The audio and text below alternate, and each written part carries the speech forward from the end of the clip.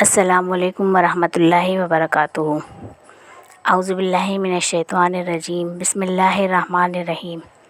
اللہم صلی علی سیدنا محمد وعلی آلہ واصحابہ وصحبہ وبارک وسلم۔ شب برات، رحمتوں اور برکتوں والی رات، ہماری ویڈیو کا آج کا موضوع۔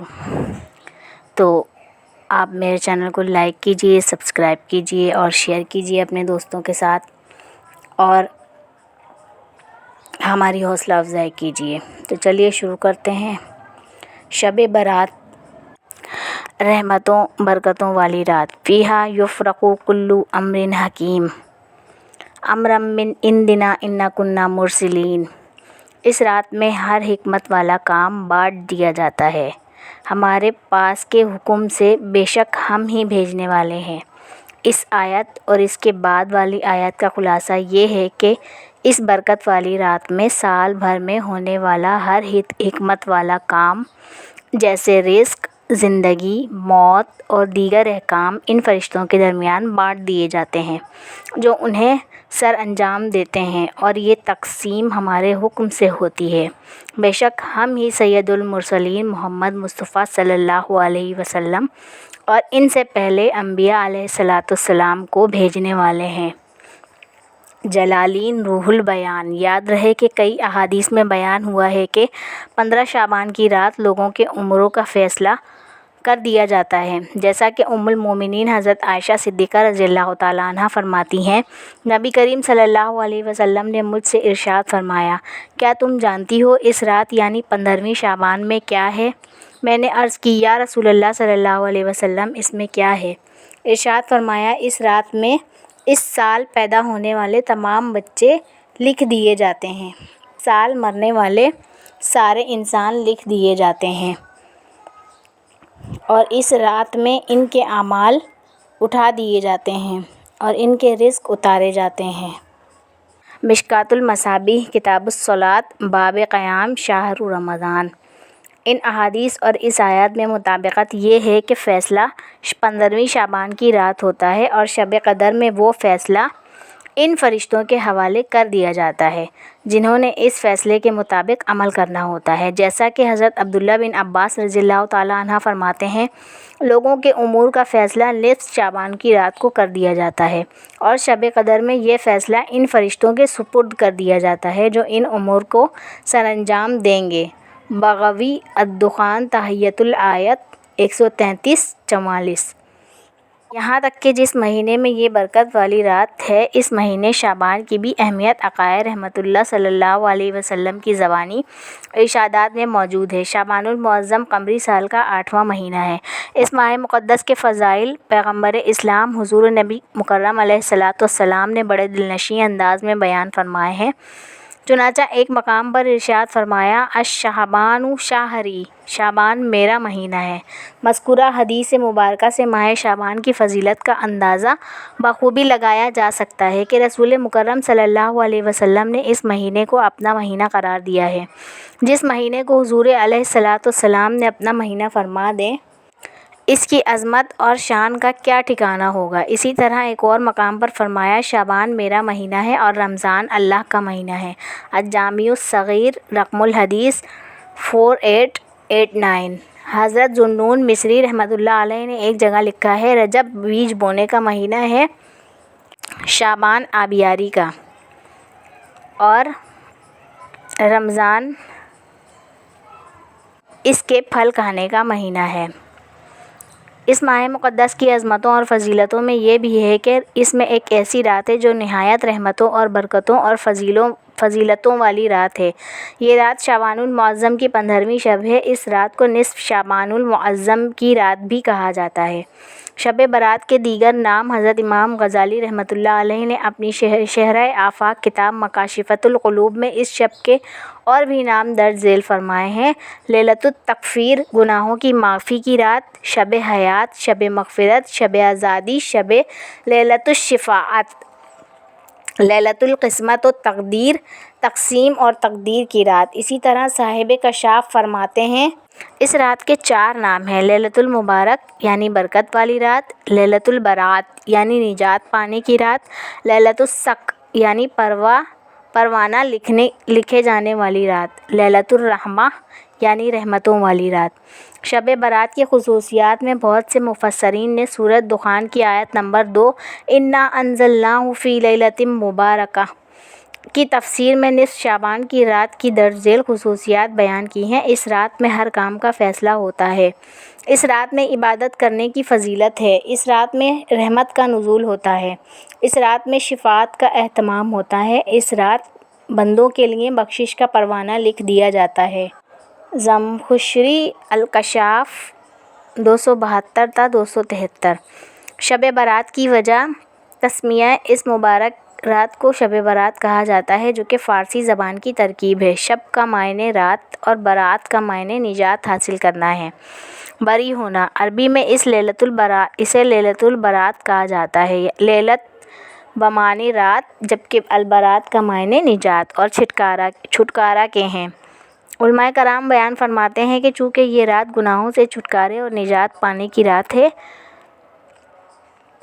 بس اسی وجہ سے اسے شب برات کہا جاتا ہے۔ اور شب برات قرآن کی روشنی میں جیسا کہ اوپر بیان ہو چکا ہے کہ سورۃ دخان کی آیت نمبر 2 میں اس مبارک رات کا ذکر آیا ہے۔ چنانچہ ارشاد ہوا اِنَّا أَنزَلْنَاهُ فِي لَيْلَةٍ مُبَارَكَةٍ، بے شک ہم نے اسے قرآن کو ایک بابرکت رات میں اتارا ہے۔ الدخان 304۔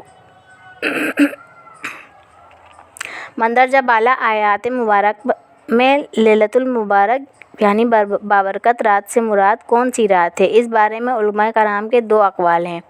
صاحب ضیاء القرآن نے 2 اقوال اسی آیت کے تحت نقل کیے ہیں۔ حضرت ابن عباس رضی اللہ تعالیٰ عنہ، قتادہ اور اکثر مفسرین کی رائے یہ ہے کہ اس سے مراد لیلۃ القدر ہے، کیونکہ سورہ قدر میں اس کی وضاحت کر دی گئی ہے۔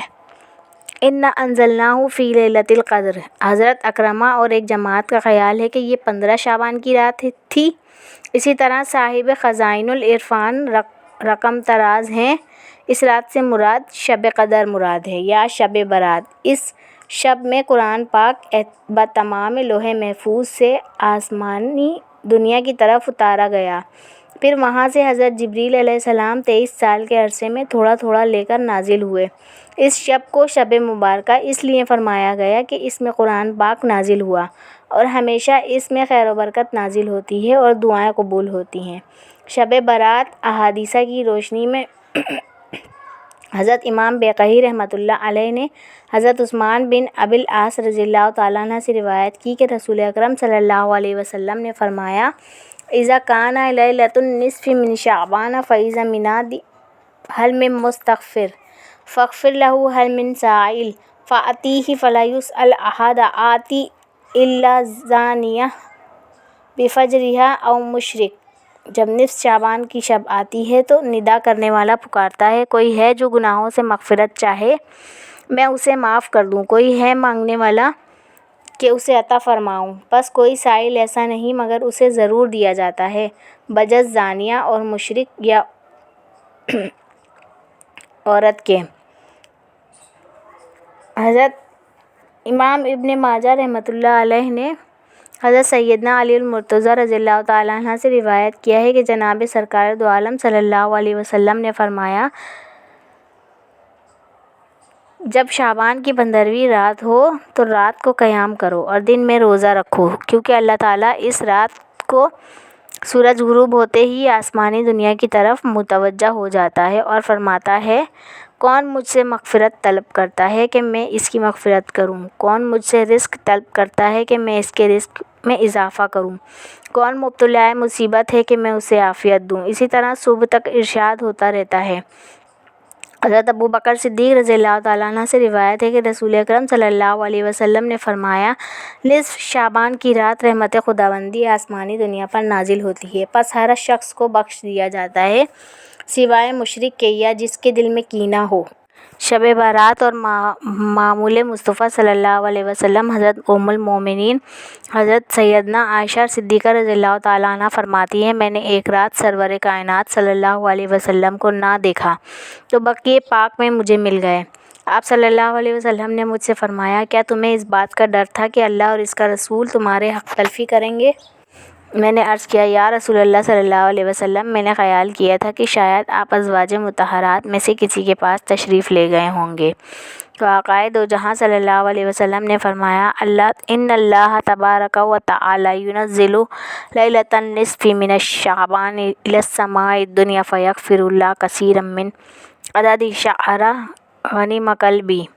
بے شک اللہ تعالیٰ شعبان کی 15ویں رات آسمان دنیا پر تجلی فرماتا ہے، پس بنی کلب کی بکریوں کے بالوں سے بھی زیادہ گنہگاروں کو بخش دیتا ہے۔ سنن ترمذی رقم الحدیث 739۔ شب برات میں صحابہ کرام رضوان اللہ علیہ اجمعین کا معمول حضرت سیدنا انس بن مالک رضی اللہ تعالیٰ عنہ فرماتے ہیں، ماہ شعبان کا چاند نظر آتے ہی صحابہ کرام تلاوت قرآن مجید میں مشغول ہو جاتے، اپنے اموال کی زکوٰۃ نکالتے تاکہ کمزور و مسکین لوگ ماہ رمضان کے روزوں کے لیے تیاری کر سکیں۔ حکام قیدیوں کو طلب کر کے جس پر حد قائم کرنا ہوتی اس پر حد قائم کرتے، بقیہ کو آزاد کر دیتے، تاجر اپنے قرض ادا کر دیتے، دوسروں سے اپنے قرضے وصول کر لیتے، اور رمضان شریف کا چاند نظر آتے ہی غسل کر کے بعض حضرات اعتکاف میں بیٹھ جاتے۔ حضرت امام حسن مجتبی رضی اللہ تعالیٰ عنہ کا معمول حضرت امام طاؤس یمانی فرماتے ہیں کہ میں نے حضرت امام حسن بن علیہم السلام سے 15 شعبان کی رات اور اس میں عمل کے بارے میں پوچھا تو آپ رضی اللہ تعالیٰ عنہ نے ارشاد فرمایا، میں نے اس رات کو 3 حصوں میں تقسیم کیا ہے، ایک حصہ میں اپنے نانا جان پر درود شریف پڑھتا ہوں، یہ اللہ تعالیٰ اور اس کے حکم کی تعمیل میں کرتا ہوں کہ اس نے حکم دیا، یا ایھا الذین آمنوا صلوا علیہ وسلموا تسلیما، اے ایمان والو تم بھی ان پر درود بھیجا کرو اور خوب بھیجا کرو۔ رات کے دوسرے حصے میں اللہ تعالیٰ سے استغفار کرتا ہوں، اللہ تعالیٰ کے اس حکم پر عمل کرتے ہوئے کہ اس نے حکم فرمایا، اور نہ ہی اللہ اور ایسی حالت میں ان پر عذاب فرمانے والا کہ وہ اس سے مغفرت طلب کر رہے ہوں۔ سورہ انفال آیت نمبر 33۔ 8۔ اور رات کے تیسرے حصے میں نماز پڑھتا ہوں، اللہ تعالیٰ کے اس فرمان پر عمل کرتے ہوئے کہ وَاسْجُدْ وَاقْتَرِب، اور اے حبیب مکرم صلی اللہ علیہ وسلم آپ سجود رہیے، ہم سے مزید قریب ہوتے جائیے۔ سورہ علق۔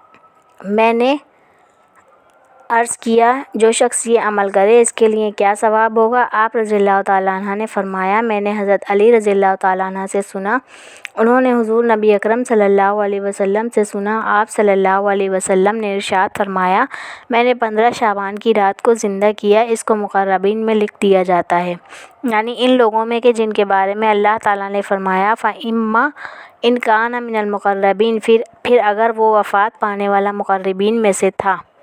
سورہ واقعہ۔ حضرت عمر بن عبدالعزیز رضی اللہ تعالیٰ عنہ کا معمول امیر المومنین حضرت سیدنا عمر بن عبدالعزیز کو عطا ہوا ہے۔ مندرجہ بالا تمام روایات سے یہ بات اظہر من الشمس ہو جاتی ہے کہ نصف شعبان المعظم کی یہ عظیم مقدس شب ہمارے لیے اللہ سبحانہ و تعالیٰ کی طرف سے رحمتوں، برکتوں اور بخشش کی نوید سعید لے کر آتی ہے، پس ہمیں چاہیے کہ اس شب کی برکتوں کو سمیٹیں۔ اللہ تعالیٰ کو ہم سب کو اس کی توفیق عطا فرمائے، آمین ثم آمین۔ چند اوراد و وظائف بھی بتائے جا رہے ہیں تاکہ ہم مزید اللہ کی رحمتوں اور برکتوں کے سزاوار ٹھہریں۔ رحمت خدا بہانہ می جوید بہا نمی جوید، اللہ کی رحمت بہانے ڈھونڈتی ہے اور بے بہا قیمت نہیں مانگتی۔ شب برات کے اوراد و وظائف، اس شب میں عبادت کی نیت سے غسل کر کے 2 رکعت نفل تحیۃ الوضو کی پڑھیں، اور ہر رکعت میں سورہ فاتحہ کے بعد آیت الکرسی اور 1 بار سورہ اخلاص کے 3 بار پڑھیں، اور مغرب کے وقت ہی سے مشغول ہو جائیں تاکہ نامہ اعمال کی ابتدا اچھے کاموں سے ہو۔ غروب آفتاب سے پہلے 40 بار لا حول ولا قوت الا باللہ العظیم پڑھیں تو اللہ تعالیٰ 40 برس کے گناہ معاف فرما دیتا ہے۔ اور اپنی تمام عبادات کو حضور علیہ الصلاۃ والسلام اور تمام امت مسلمہ کو ایصال ثواب کر دیں۔ اللہ تعالیٰ ہماری تمام گناہوں کی بخشش اور مغفرت فرمائے، اور اس مقدس رات کے صدقے ہم سب کے نصیب اچھے فرمائے، اور ہم سب کو